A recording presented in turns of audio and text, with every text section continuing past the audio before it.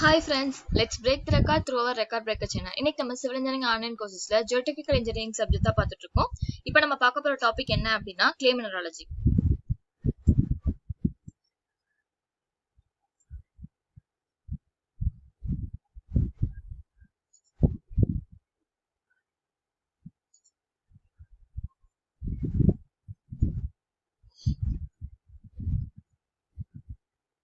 Okay, இப்போ நம்ம clay mineralogy அப்படின்னா என்னன்னா கிளேயோட மினரல்ஸ் பத்தி படிக்கிறதா வந்து கிளே மினராலஜின்னு சொல்லுவோம். ஸோ ஃபர்ஸ்ட் நம்ம இப்ப கிளே மினராலஜி பத்தி ஏன் படிக்கணும், கிளேயோட மினரல்ஸ் பத்தி ஏன் தெரிஞ்சுக்கணும் அப்படின்னா சாயில்ல வந்து course grind soil, fine grind soil ரெண்டு டைப்பா பிரிக்கிறோம் அப்படின்னு சொல்லி நமக்கு தெரியும். கோர்ஸ் கிரைண்ட் சாயில்ல நார்மலாவே என்னென்ன மினரல்ஸ் இருக்கும் அப்படின்னா குவார்ட்ஸ், ஃபெல்ஸ்பர் அந்த மாதிரி மினரல்ஸ் எல்லாம் இருக்கும். ஆனா இந்த கோர்ஸ் கிரைண்ட் சாயிலோட பிஹேவியர் வந்து இதோட மினரல் வந்து ரொம்ப டிபெண்ட் பண்ணியிருக்காது. ஓகேவா, அதுல வந்து என்ன மினரல் இருக்கு அப்படிங்கறத ரொம்ப டிபெண்ட் பண்ணியிருக்காது. எது கோர்ஸ் கிரைண்ட் சாயில் வந்து அதோட மினரலா ரொம்ப டிபெண்ட் பண்ணியிருக்காது. பட் நம்ம ஃபைன் கிரைண்ட் சாயில் எடுத்தோம், கோர்ஸ் கிரைண்ட் சாயில் என்ன வரும், சாண்டு, கிராவல் வரும். ஓகேவா, சோ அதுல வந்து என்னென்ன மினரல்ஸ் இருக்கு அப்படின்னா குவார்ட்ஸ், ஃபெல்ஸ்பர் இந்த மாதிரி மினரல்ஸ் இருக்கு. இதே நம்ம ஃபைன் கிரைண்ட் சாயில் எடுத்தோம், ஃபைன் கிரைண்ட் சாயில் என்னென்ன வரும், சில்ட் அண்ட் கிளே. ஓகேவா, இது ரெண்டுல மெயின்லி கிளே தான் வந்து எனக்கு என்ன ஆகும் அப்படின்னா nature and characteristics of mineral present, அதோட அதுல என்ன மினரல் இருக்குதோ அதை டிபெண்ட் பண்ணி இருக்கும். ஓகேவா, மெயின்லி கிளே வந்து அதோட மினரலை வந்து ரொம்பவே டிபெண்ட் பண்ணி இருக்கும். சோ அதனாலதான் கிளேவோட மினரல் பத்தி நம்ம தனியாவே ஒரு சாப்டராவே பாக்குறோம். ஓகேவா, சோ இதுல பாத்தீங்கன்னா கிளேல வந்து சர்ஃபேஸ் ஆக்டிவிட்டி வந்து ரொம்பவே அதிகமா இருக்கும். தென் அடுத்து வந்து கிளேல வந்துட்டு அதோட மினரல் வந்து என்ன பண்ண போகுது, ஏன் வந்து கிளேவோட மினரல் வந்து ரொம்ப இம்பார்ட்டன்டா நம்ம பார்க்கணும் அப்படின்னா இதுதான் கிளேக்கு வந்து கொஹஷன் அண்ட் பிளாஸ்டிசிட்டி ரெண்டுமே கொடுக்கறது. ஓகேவா, சோ கிளேல இருக்க மினரல் தான் வந்து எனக்கு வந்து கிளேவோட கொஹஷன் அண்ட் பிளாஸ்டிசிட்டி கொடுக்குது. சோ அதனாலதான் வந்து கிளேக்கு வந்து அதோட மினரல் வந்து ரொம்ப இம்பார்ட்டன்ட். சோ அதனாலதான் கிளே வந்து அந்த மினரலை வந்து ரொம்பவே டிபெண்ட் பண்ணி இருக்கு. சரியா, சோ இதனாலதான் நம்ம வந்து கிளேவோட மினரல்ஸ் பத்தி படிக்க போறோம். சோ நெக்ஸ்ட் வந்து கிளே மினரல்னா வந்து அதுலயே வந்து ரெண்டு பேசிக் ஸ்ட்ரக்சரல் யூனிட்ஸ் இருக்கு. ஓகேவா, clay mineral consist of the following building பிளாக்னா ஸ்ட்ரக்சரல் யூனிட். ஓகேவா, சோ அதுல என்னென்ன இருக்கு அப்படின்னா டெட்ராஹெட்ரல் யூனிட், ஆக்டாஹெட்ரல் யூனிட், ரெண்டு டைப் ஆஃப் யூனிட்ஸ் இருக்கு. சோ அது ஃபர்ஸ்ட் நம்ம பார்க்க போது வந்து டெட்ராஹெட்ரல் யூனிட். டெட்ராஹெட்ரல் யூனிட்னா என்னன்னா ஒரு silicon atom surrounded by 4 oxygen atom. ஓகேவா, சோ இங்க பாருங்க இந்த ஆரஞ்சு கலர்ல இருக்கிறது வந்து சிலிக்கான் ஆட்டம் வச்சுக்கோங்க. சோ ஒரு சிலிக்கான் ஆட்டம் சுத்தி இங்க ஒரு ஆக்சிஜன், சோ இங்க பாத்தீங்கன்னா இங்க 1 2 3 4 ஆக்சிஜன், இந்த ப்ளூ கலர்ல இருக்கிறது ஃபுல்லா ஆக்சிஜன் ஆட்டம்ஸ், இங்க சென்டர்ல இருக்கிறது வந்துட்டு சிலிக்கான் ஆட்டம். சோ ஒரு சிலிக்கான் ஆட்டம் சுத்தி எனக்கு வந்து 4 ஆக்சிஜன் ஆட்டம்ஸ் இருக்கு. சோ இந்த மாதிரி இருக்க ஒரு ஸ்ட்ரக்சரை தான் வந்து என்ன சொல்லுவோம் அப்படின்னா டெட்ராஹெட்ரல் யூனிட் அப்படின்னு சொல்லுவோம். இந்த ஷேப் தான் வந்து டெட்ராஹெட்ரல் ஷேப். சோ அதனால அந்த ஷேப்ல இருக்க ஸ்ட்ரக்சரை வந்து டெட்ராஹெட்ரல் யூனிட் அப்படின்னு சொல்றோம். ஓகேவா, so silicon surrounded by 4 oxygen atom forming. So next வந்து இப்போ ஒரு யூனிட் மட்டும் தனியா இருந்துச்சு அப்படின்னா அது வந்து நேச்சர்ல வந்து ஸ்டேபிளா இருக்காது. ஓகேவா, an individual tetrahedral unit cannot exist in nature. ஓகேவா, தனியா இருந்தா அதால ஸ்டேபிளா இருக்க முடியாது. சோ அதனால வந்து 4 tetrahedral யூனிட் வந்து ஃபார்ம் ஆகும். ஓகேவா, சோ இங்க பார்த்தது வந்து ஒரு யூனிட் தான். இதே மாதிரி இந்த பக்கம் ஒண்ணு, இந்த பக்கம் ஒண்ணு, சோ டோட்டலா வந்து 4 ஒன்னோட ஒண்ணு ஜாயின் ஆகி ஒரு ஷீட் மாதிரி ஃபார்ம் ஆகும். சோ அதான் வந்து என்ன சொல்லுவோம் அப்படின்னா சிலிக்கா ஷீட் அப்படின்னு சொல்லுவோம். சோ நார்மலா வந்து கிளே மினரல்ல நம்ம இந்த டைப் ஆஃப் யூனிட் தான் வந்து யூஸ் பண்றோம். ஓகேவா, சோ இந்த மாதிரி சிலிக்கா யூனிட் வந்து டெட்ராஹெட்ரல் யூனிட் தனியா இருக்காது, ஒரு 4 சேர்ந்து நமக்கு வந்து சிலிக்கா ஷீட்டா வந்து ஃபார்ம் ஆகுது. சோ இதுதான் வந்து மேக்ஸிமம் வந்து கிளே மினரல்ல யூஸ் பண்றது. ஓகேவா, நெக்ஸ்ட் இதுல வந்து என்ன சார்ஜ் இருக்கு அப்படின்னு சொல்லி கண்டுபிடிப்போம். ஓகேவா, எலக்ட்ரிக் சார்ஜ் என்ன இருக்குன்னு கண்டுபிடிப்போம். சோ பாருங்க சிலிக்கா எடுத்துட்டேன், பாருங்க சிலிக்கா 4+, என்னது வந்து ஆக்சிஜன் வந்து 2-. ஓகேவா, சோ சிலிக்கா வந்து ஒரே ஒரு சிலிக்கான் ஆட்டம் தான் இருக்கு. சோ அதனால 1 × +4 எடுத்துக்கிறோம். சோ டோட்டலா எனக்கு வந்து +4. நெக்ஸ்ட் வந்து ஆக்சிஜன் வந்து என்ன 4 × 2-. சோ இதோட சார்ஜ் வந்து 2-. சோ எனக்கு வந்து 4 ஆக்சிஜன் ஆட்டம்ஸ் இருக்கனால 4 × 2- எடுத்துக்கிறேன். சோ அப்ப வந்து -8 வரும். சோ அப்ப வந்து நெட் சார்ஜ் போட்டோம் அப்படின்னா எனக்கு எவ்வளவு வருது அப்படின்னா -4. ஓகேவா, சோ இதெல்லாம் வந்து இம்பார்ட்டன்ட். சோ அதெல்லாம் ஞாபகம் வச்சுக்கோங்க. சோ இவ்வளவுதான் வந்து டெட்ராஹெட்ரல் யூனிட். சோ பாருங்க சிலிக்கான் ஆட்டம் நடுவுல ஒண்ணு இருக்கு, சுத்தி வந்து 4 ஆக்சிஜன் ஆட்டம்ஸ் இருக்கு. ஓகேவா, சோ டோட்டலா இங்க ஒரு 4+, இங்க வந்து 4 × -2, சோ அப்ப வந்து -8 இருக்கும். சோ நம்ம வந்து சம் பண்ணோம் அப்படின்னா எனக்கு வந்து நெட் சார்ஜ் வந்து -4 கிடைக்குது. சோ நெக்ஸ்ட் செகண்ட் பார்க்க போற யூனிட் என்ன அப்படின்னா ஆக்டாஹெட்ரல் யூனிட். சோ இதுல வந்து என்னன்னா aluminium atom surrounded by 6 hydroxyl atom. ஓகேவா, சோ இது வந்து ஒரு அலுமினியம் ஆட்டம். சோ ஒரு அலுமினியம் ஆட்டம் சுத்தி எனக்கு வந்து 6 ஹைட்ராக்சில் ஆட்டம்ஸ் இருக்கு. ஓகேவா. சோ இந்த ஷேப்பை தான் நம்ம என்ன சொல்லுவோம் அப்படின்னா ஆக்டாஹெட்ரல்னு சொல்லுவோம். சோ இந்த ஷேப்ல ஃபார்ம் ஆயிருக்கனால இது வந்து ஆக்டாஹெட்ரல் யூனிட். ஓகேவா. சோ இதுல வந்து சார்ஜ் பாத்தீங்க அப்படின்னா அலுமினியம் வந்துட்டு 3+, அலுமினியம் 3+ஆ, தென் அடுத்து வந்து ஹைட்ராக்சில் வந்து 1-. ஓகேவா. எனக்கு வந்து ஒரு அலுமினியம் இருக்கனால 1 × +3 போட்டுக்கிறேன்.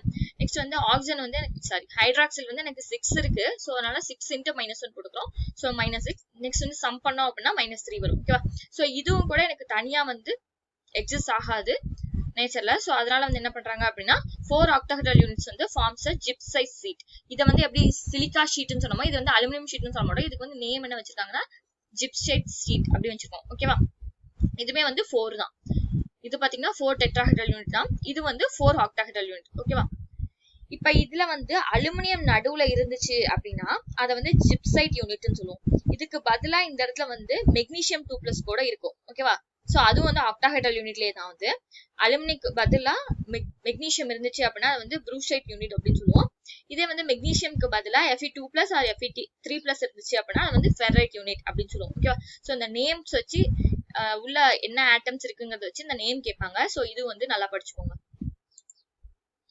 ஓகேவா. சோ இப்போ வந்து நம்ம என்ன பார்த்திருக்கோம் அப்படின்னா கிளே மினரல்ல வந்து டெட்ராஹெட்ரல் யூனிட், ஆக்டாஹெட்ரல் யூனிட் இது ரெண்டும் பார்த்தாச்சு. சோ இதுதான் வந்து basic structural unit of clay mineralogy. Clay mineral பத்தி நம்ம படிக்கணும் அப்படின்னா இதெல்லாம் வந்து கிளே மினரல் கிடையாது, கிளே மினரலோட பேசிக் ஸ்ட்ரக்சர்ஸ். ஓகேவா. கிளே மினரல் பத்தி படிக்கணும்னா ஃபர்ஸ்ட் இந்த 2 ஸ்ட்ரக்சரும் தெரியணும். சோ இப்போ வந்து கிளே மினரலுக்குள்ள போலாம். சோ நம்ம ஃபர்ஸ்ட் பார்க்க போற கிளே மினரல் என்ன அப்படின்னா காலினைட். ஓகேவா.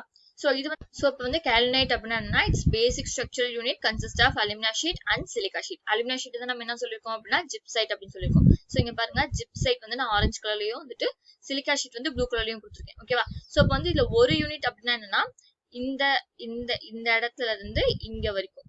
ஓகேவா. சோ இதுதான் வந்து ஒரு யூனிட் அப்படின்னு சொல்லுவோம். சோ இந்த இடத்துல இருந்து இந்த இடத்த வரைக்கும். சோ இப்போ வந்து பாத்தீங்கன்னா ஒரு யூனிட்டும் இன்னொரு யூனிட்டும் வந்து கனெக்ட் ஆயிருக்கிறது வந்து எப்படி கனெக்ட் ஆயிருக்கும் அப்படின்னா ஹைட்ரஜன் பாண்ட் மூலமா கனெக்ட் ஆயிருக்கும். ஓகே. சோ ஒரு யூனிட்டோட மெஷர்மெண்ட் வந்து 7 ஆம்பியர் வருது.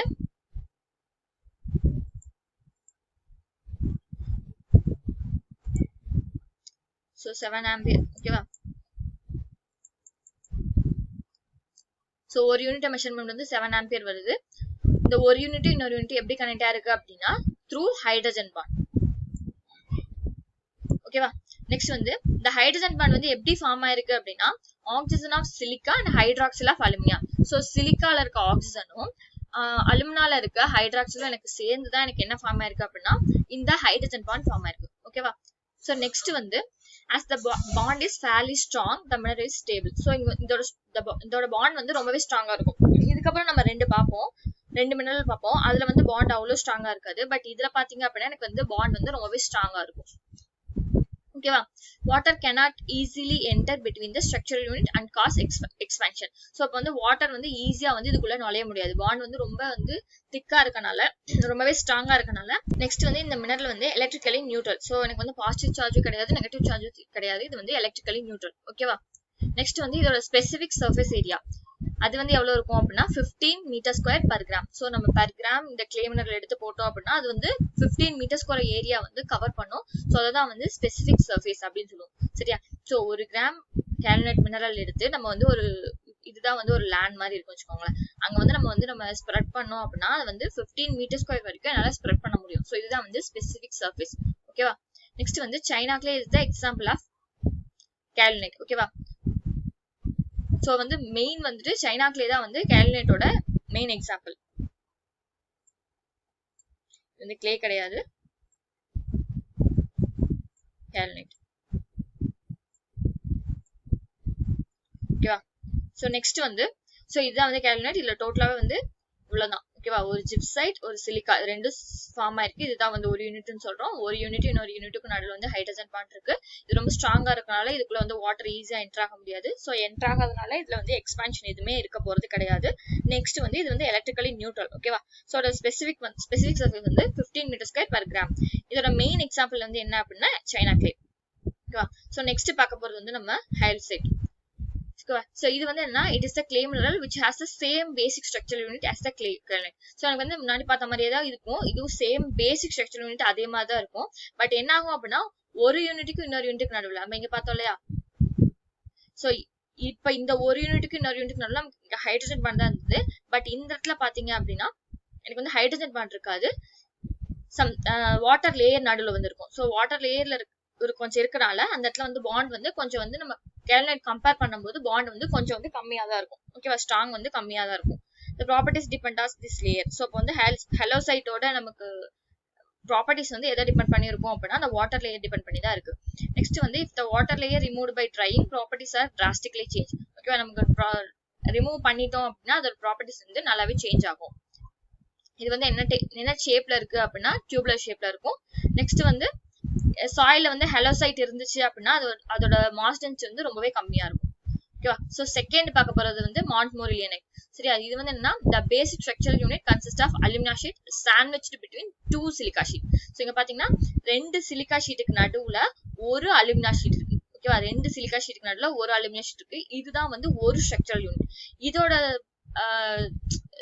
சைஸ் வந்து எவ்வளவு அப்படின்னா 10 ஆம்பியர். ஓகேவா, ஸோ ஒரு யூனிட்டுக்கும் இன்னொரு யூனிட்டுக்கும் நடுவுல வாட்டர் லேயர் இருக்கும். ஓகே, ஸோ இந்த மாதிரி வாட்டர் லேயர் இருக்கனால இதோட பாண்ட் ஸ்ட்ரென்த் வந்து ரொம்பவே கம்மி, கேல்னைட் கம்பேர் பண்ணும்போது ரொம்பவே கம்மியா இருக்கும். ஓகேவா, ஸோ இந்த மாதிரி வாட்டர் லேயர் இருந்துச்சு அப்படின்னாலே நமக்கு வந்து ஸ்ட்ராங் வந்து கம்மியா இருக்கும். ஸோ ஈஸியா வந்து என்ன பண்ண முடியும் அப்படின்னா எக்ஸ்பேண்ட் ஆயிடும். ஓகேவா, so the link is due to natural attraction for the cations in the intervening space and due to van der Waals force. So the link வந்து எதால ஃபார்ம் ஆயிருக்கு அப்படின்னா van der Waals force ஆல வந்து form ஆயிருக்கு. The negatively charged surface of the silica sheet attracts water. So இங்க பாத்தீங்கன்னா silica ஷீட்ல வந்துட்டு நெகட்டிவ் சார்ஜ் இருக்கும். ஸோ அந்த நெகட்டிவ் சார்ஜ் வந்துட்டு வாட்டரை வந்து அட்ராக்ட் பண்ணி வச்சிருக்கு. ஸோ அதனாலதான் வந்து வாட்டர் வந்து இங்க நடுவில் வந்து ஹெல்ட் ஆயிருக்கு. ஓகேவா, நெக்ஸ்ட் வந்து this results in expansion of mineral and it's also caused dissociation of mineral into two structural unit.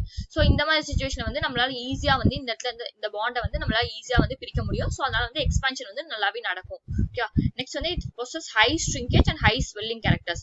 ஓகேவா, நெக்ஸ்ட் வந்து the water in the intervening space removed by heat 200 to 300 degree Celsius. இந்த water வந்து நம்ம remove பண்ணோம் அப்படின்னா இதை வந்து நம்ம 200 to 300 டிகிரி செல்சியஸ் நம்ம ஹீட் பண்ணும்போது நமக்கு இந்த வாட்டர் வந்து நம்ம என்ன பண்ணலாம், எக்ஸ்பெல் பண்ணி எடுத்துடலாம். நெக்ஸ்ட் வந்து இதோட ஸ்பெசிபிக் சர்ஃபேஸ் வந்து 800 மீட்டர் ஸ்கொயர். நம்ம கேல்னைட்டுக்கு 15 மீட்டர் ஸ்கொயர் பர் கிராம் தான் பார்த்தோம். இதுக்கு வந்து பாத்தீங்கன்னா 800 மீட்டர் ஸ்கொயர் இருக்கு. ஓகேவா, நெக்ஸ்ட் வந்து நம்ம பார்க்க போகுது இலைட், தேர்ட் மினரல் வந்து. ஸோ நம்ம தேர்ட் மினரலோட structural unit, basic structural unit வந்து எப்படி இருக்கும் அப்படின்னா மாண்ட்மோரிலியனைட் மாதிரியே தான் இருக்கும். பாருங்க, நடுவில் ஒரு அலுமினா 2 சிலிக்கா. ஸோ நம்ம வந்து மாண்ட்மோரிலியனைட்ல பார்த்த மாதிரியே இருக்கு. ஸோ சைஸ் கூட 10 ஆம்பியர் தான். பட் அதுக்கும் இதுக்கும் என்ன டிஃபரன்ஸ் அப்படின்னா வந்து அங்க வந்து வாட்டர் லேயர் வந்து நடுவுல இருக்கும். சரியா, இங்க வந்து பொட்டாசியம் அயான்ஸ் வந்து நமக்கு இருக்கு. ஓகேவா, ஸோ வந்து லிங்க் வந்து பொட்டாசியம் அயான்ஸ் இருக்கு, நாட் த்ரூ வாட்டர். ஓகேவா, the lattice of the illite is stronger than that of montmorillonite. So இது வந்து மாண்ட்மோரிலியனைட்டை விட கொஞ்சம் ஸ்ட்ராங்கர். ஓகேவா, ஸோ வந்து அதை கம்பேர் பண்ணும்போது இது கொஞ்சம் ஸ்ட்ராங்கரா இருக்கனால இதை பிரிக்கிறதுக்கு கொஞ்சம் டைம் ஆகும். Illite swells less than montmorillonite but more than kaolinite. So kaolinite விட ஸ்வெல் ஆகும். ஸோ அப்போ இலைட் வந்து மாண்ட்மோரிலியனைட்டை விட கம்மியா தான் ஸ்வெல் ஆகுது, பட் வந்து கேல்னைட்டை விட அதிகமா ஸ்வெல் ஆகுது.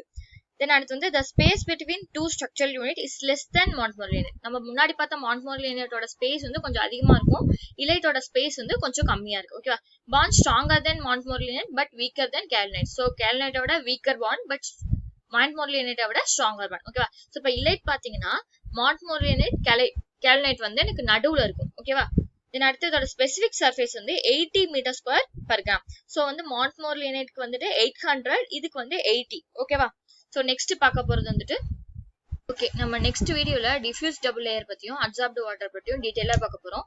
ஓகேவா, தேங்க்யூ.